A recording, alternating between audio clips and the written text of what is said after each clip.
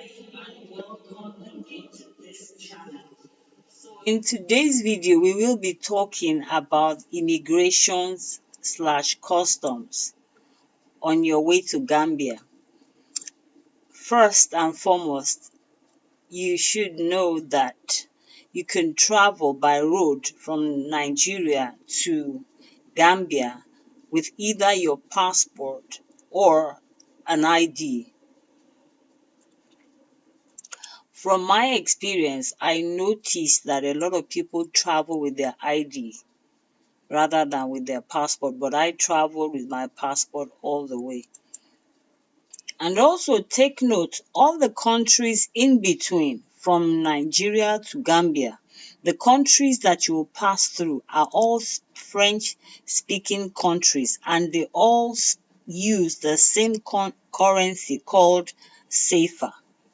So I would usually advise that when you're traveling to Gambia by road, I would advise that you have your naira changed to dollars or have some in naira and some in dollars.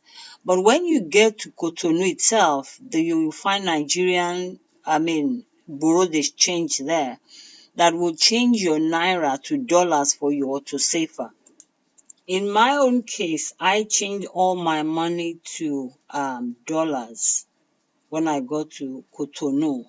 The rest of the money, even from Nigeria, I already changed some to dollars. But when I got to Cotonou, I changed the remaining, naira to dollar there, and then to safer as well, because you will pay for your journey with safer. And please, I want to advise that you watch the previous video that I made. I think that one explains more in details the journey per se.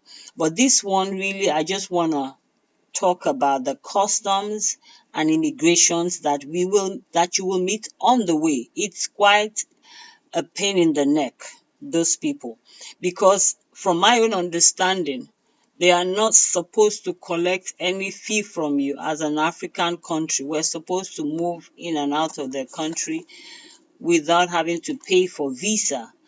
But in this case, in all the cases, all the French countries that we passed through, every one of them collected something. Only that they collected different amounts. And I was also made to understand that they collect even more from Nigerians because they believe we have more money.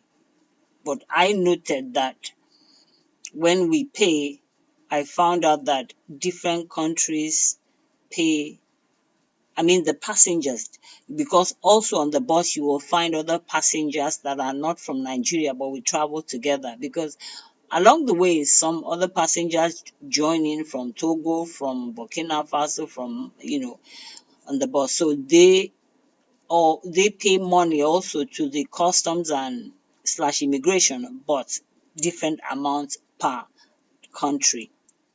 So this is the way the journey went from Lagos to Cotonou, then to Togo, then to Burkina Faso, then to Mali, and then to Gambia.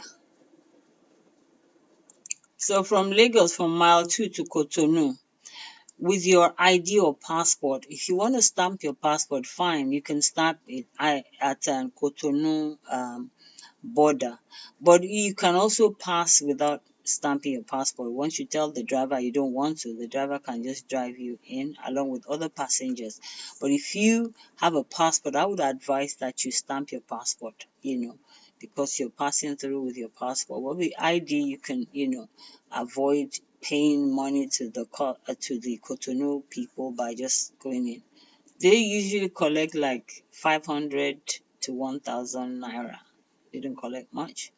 And the journey from Lagos to Cotonou was 15,000 naira per head, per person. They have a bus, a small bus, and small cars that fly from Lagos and Mile 2 to Cotonou. So he bought the bus from Cotonou, and the bus name is Tupac. 60,000 safer.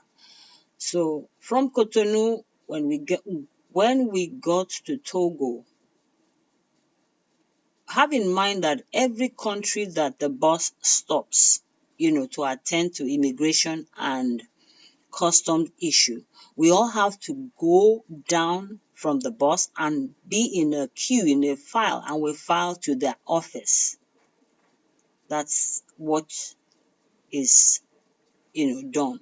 Every single country that we pass through, we must come down from the bus and file in a queue to their office. And they attend to each person, bring this amount, bring this amount. So for Togo, I think we paid about 2,000 CFA, if I remember well. Yeah, for Togo. But then again, you can also beg them, whatever amount they place before you or they ask you to pay, be free to beg and just, pretend if you can that you don't have much. It's just that when you have begged to an extent and they still refuse, then you have to act fast because the boss might leave you behind, you know. So from Togo, we get to Burkina Faso, we have to drop again in a queue, we go to their office, and I think Burkina Faso too collected like, 2,000 safer. Yeah, something like 2,000 safer as well. Yes, I need to say this. I remember that all the way through 2,000, 5,000, or 10,000 safer. That was the amount that I paid. Some collected 5, some collected 10,000. I think it was only one that collected 10,000, but mostly 5,000, 2,000, 5,000, 2,000. And also I observed something, but I'm not saying that you should take that risk. I noticed that some people traveled without a passport. So when you do that, you end up having to pay more for the immigration and customs. Because you're black, you're African, they still let you pass through. But you pay more if you don't have an ID or a passport or anything to identify yourself with. But they still allow you to pass. But I would advise that you take that risk. So now from Burkina Faso to Mali. So Mali to the border there, I think we paid 5,000 if I remember. Yeah. Mali collected like 5,000 per person at the immigration/custom border. So now at Mali, it is advised that you board. In fact, that bus, Tupac, takes you from Cotonou straight to Mali. In some cases, they may tell you they will take you to Gambia, but please don't pay for Cotonou to Gambia. Just pay for Cotonou to Mali, because if you pay to Cotonou to Gambia, they will collect the money from you. But when you get to Mali, they will put you in another bus that is not even theirs, because I don't think that Tupac goes straight to Gambia. They don't. But I might be wrong, but with my own experience, they dropped us at Mali, and the first time I ever went by bus, I paid that. I paid from Cotonou to Gambia. But at Mali, they changed us into another bus, which wasn't theirs. So anyway, I learned my lesson the hard way. People told me that don't ever pay for Cotonou to Gambia. Just pay for Cotonou to Mali. And from Mali, buy another ticket that will take you from Mali to Gambia, which was what I did this time, 2025. And also take notes. When you want to buy your ticket from Sonef, which I advised in the previous video, Sonef is the bus company that will take you, or that is better that you, in fact, other bus companies do operate, but Sonef, I would advise you for Sonef. So Sonef goes from Mali to Senegal. It's the same bus that will go from Mali to Senegal that will drop the Gambia people on the way. Take notes. When you want to buy the ticket, tell them you want to buy from, you want to pay from Mali to Kaolack, or say Mali to Gambia, because you will pay a bit less than Mali to Senegal. In my own case, I didn't know. I told the guy I was going, I wanted to go to Gambia, but he said the bus goes straight to Senegal, but they'll drop me on the way. But he didn't tell me that because I'm dropping at Kaolack, which is close to Gambia, I would pay less. It was later somebody now told me. So by the time I went to complain, he wriggled his way out. Even I tried to talk to the colored Moroccan looking manager. He was very nasty in his response. He initially said they would give me a refund, but they didn't give me. So in a nutshell, just say you want to pay for Mali to Kaolack or Mali to Gambia. Better say Mali to Kaula, because if you say Gambia, they will know you don't really know, your way around, and they will charge you for Mali to Senegal. So that's it. So on our way to Gambia, or on our way from Mali, you will meet two immigrations on the way, which is the Mali one as well as the Senegal one. The Senegal collected more money. Yes, they collected 10,000 CFA per person. In fact, the first time or second time I went, I begged them, the guy refused to know that Nigerians too collect money from them.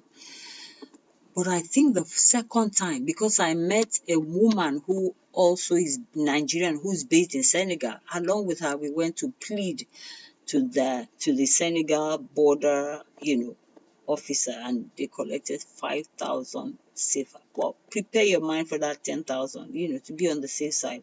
I think it's because this woman was with us, because she spoke their French language to them, and she's a regular plier of the road.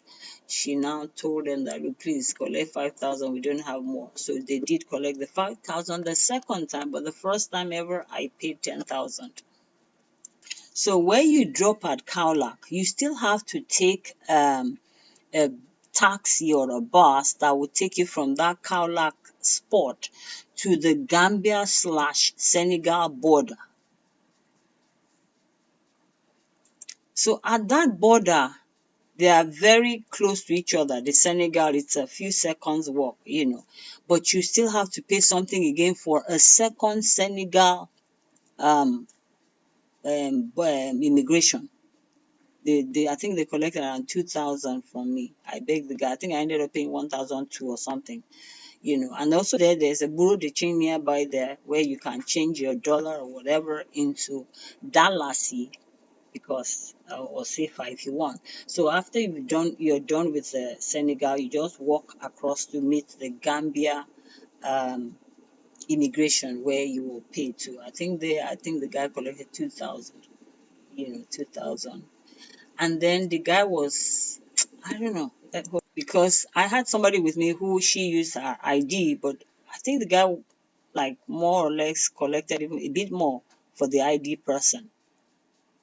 No, I think he said because the ID wasn't current. It wasn't the new NIN ID, the new Nigerian ID, but it was one old former ID that she used. So he collected a bit more. He was like, no, she will have to go back. See, sometimes they will scare you. They'll say, you have to go back to your country. Don't let them scare you. They'll still collect money and you will enter. Don't let that scare you. It's an African country where you are free to go in and out once you're not a criminal. So now from that Gambia immigration, you now have to take a bus or a taxi. There's a bus that, goes from there to the ferry port. Ferry, yeah, where you now take ferry into Gambia itself. So that's another small journey again. So you pay, I think that one we paid like whether 1,000. They will collect either Dalasi or Safer from you. And if I remember, I think I pay, I can't, about $100 or so. No, it was a bit more. Yeah, but keep like 1,000 Safer for that journey. From there, the road trip from the Gambian immigration to the ferry. So where will you board the ferry? I think it's called Bassi, if I remember well. So there the ferry fee is $75 C, and if you have small load, they might add like 200. I mean, to $25. So anyway, in a nutshell, what I paid, and there were two of us, if I remember well, we paid $100, whether 100 by 2, but $100 to board the ferry. And the ferry is about 30 minutes ride. But